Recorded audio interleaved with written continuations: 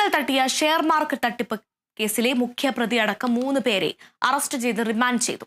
മേത്തല സ്വദേശി വിവേക്, എടത്തുരുത്തി സ്വദേശി സഹീർ മജീദ്, പറപ്പൂക്കര സ്വദേശി സുരേഷ് വാസുദേവ് എന്നിവരാണ് പോലീസ് പിടികൂടിയത്.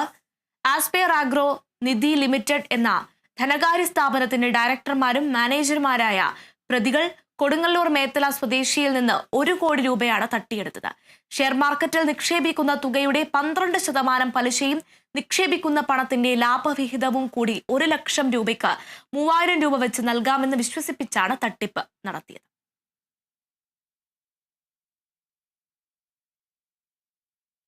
സ്റ്റേറ്റ് NPS എംപ്ലോയീസ് കളക്ടീവ് കേരളയുടെ താലൂക്ക് സമ്മേളനവും ലോങ് മാർച്ച് സംഘടക സമിതി രൂപീകരണവും നടന്നു. കൊടുങ്ങല്ലൂർ SNDP ഹാളിൽ നടന്ന പരിപാടി താലൂക്ക് പ്രസിഡന്റ് അധ്യക്ഷത വഹിച്ചു. ലോങ് മാർച്ച് സംഘാടക സമിതി ഭാരവാഹികളായി chairman, convener, vice chairman, joint convener എന്നിവരെ ചടങ്ങിൽ തിരഞ്ഞെടുത്തു.